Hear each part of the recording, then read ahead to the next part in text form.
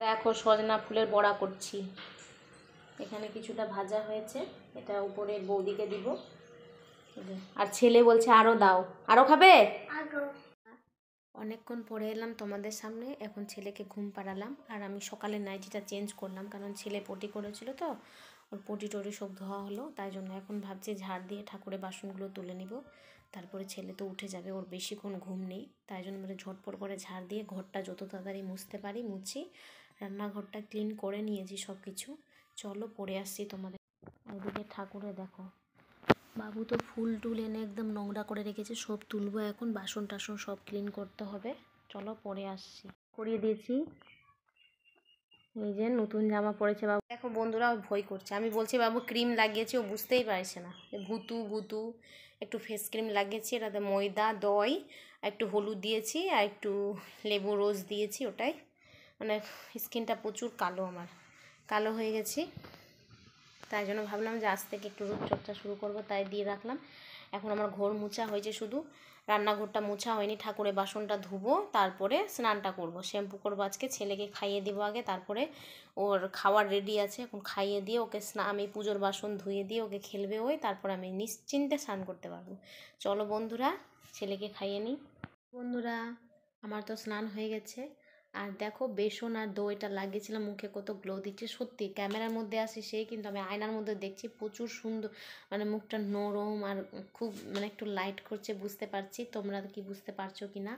আর আমি স্নান করতে গেছি, ছেলের কি কীর্তিকলাপ করেছে তোমাদের কাছ থেকে। ফুল তুলে নিয়ে এলাম আর তুলসী পাতা নিয়ে এলাম, এই যে। আর দেখো কি করেছে, এগুলো সব উলট পালট করে দেয়। আমি তবুও ঠাকুরগুলো এক সাইড করলাম, কি সমস্ত মানে ঠাকুরের সব কিছু ধুয়ে টুয়ে পরিষ্কার করি, তারপরে তোমাদের সামনে আসি পুজো করে। আমার পুজো করা কমপ্লিট। পুজো করতে আমার 1 ঘন্টা টাইম লেগেছে, 1 ঘন্টা। ছেলে যে এত বিরক্ত করেছে কি বলবো।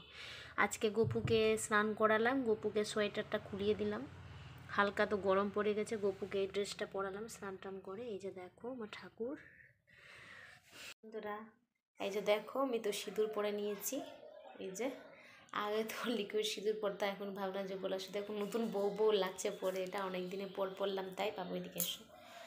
আর একটা ছোট্ট করে টিপ পরে নিয়েছি, এটা নর্মাল টিপ কেনা। চলো এখন ছেলেকে ভাবছি ঘুম পাড়াবো, যদি ঘুমায় তো ঘুমাবে, তাহলে না তো আমি খেয়ে নিব আগে, তারপরে ঘুম পাড়াবো, পরে আসছি। এই যে ছেলে আমার,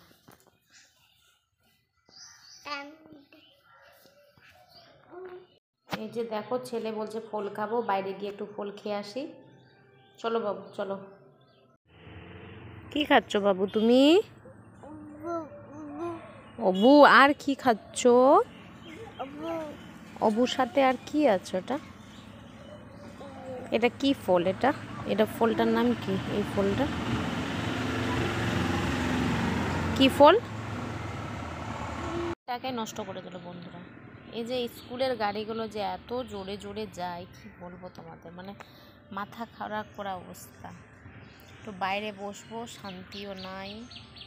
রাস্তার ধারে রুম থাকলে যা হই, বসে বসে একটু আঙ্গুর খাই।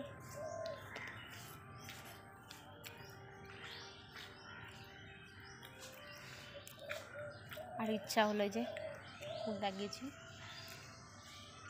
এখন ফল টল খেয়ে ছেলেকে ঘুম পাড়াবো, তারপরে একটু ঘুমাবো। আর বন্ধুরা তোমাদের সাথে একটা কথা শেয়ার করতে চাই, ফুলটা পড়ে গেল। এই তো 12টার সময় মায়ের ফোন এসেছিলো, দিদি বলল আমার একটা মাসির মেয়ে মারা গেছে, মানে আমার মায়ের কাকুর মেয়ের মেয়ে, মানে আমার সম্পর্কে বোন হই। ছোটোবেলা থেকে পাগল ছিল ওই, কিন্তু মাসি যে এত যত্নে ওকে রাখতো, মানে নিজে যেমন মানে নিজে বাচ্চাকে যেমন ভালো বাচ্চাকে যেমন যত্নে রাখতো, তেমন মাসিও রাখতো ভালো করে, কিন্তু পাগল ছিল তো। আর খুব মাসির কষ্ট হতো, কিন্তু মাসি এত পরিষ্কার পরিচ্ছন্ন রাখতো বাচ্চাটাকে। আমরা দেখেছি, বড় হয়ে দেখিনি, বড় হয়ে গেছে। তো কালকে রাত্রে 8:30 নাগাদ মারা যায়। আমি আজকে সকালে জানতে পারি, মানে 12টার সময় মা আমাকে, দিদি আমাকে বলে যে এমনি ব্যাপার, মাসি মেয়েটা মারা গেছে।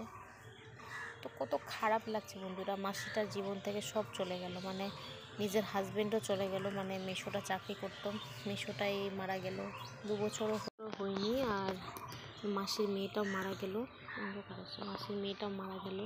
খুব খারাপ লাগছে যে মানে মানুষের তো শুনতে পেলাম, খুব খারাপ লাগলো যেন এমন বাচ্চাটাকে ভগবান দিল, যে দিত তো ছোটোবেলায় মানে পাগলই ছিল তো নিয়ে চলে যেত, কেন এত বড় করলো আর এখন নিয়ে গেলো। এখন মনে 12-13 বছর বয়স হবে, আজকে মারা গেল। মা ফোন করেছিল যে নিয়ে যাচ্ছে ওকে, যেভাবে নিয়ে যাওয়া হয়।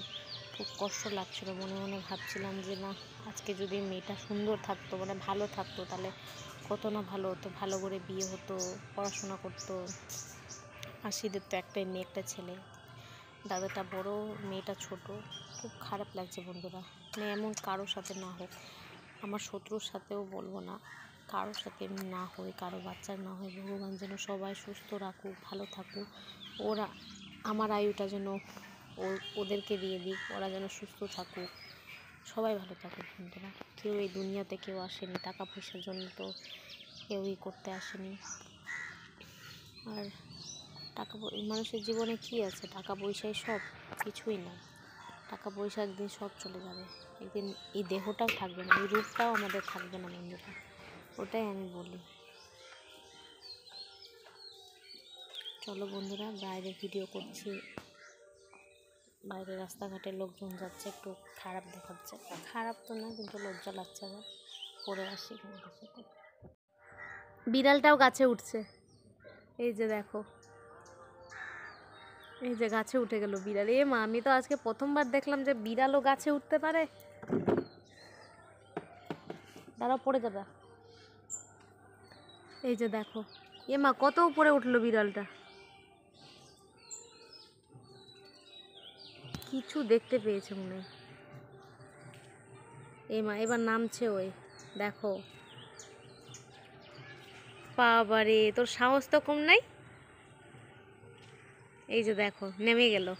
ও নিশ্চয়ই কিছু দেখতে পেয়েছিল। এই বিড়ালটাই উপরে উঠেছিল, এটা জাম গাছের উপরে উঠেছিল, দেখো কত বড় গাছটা।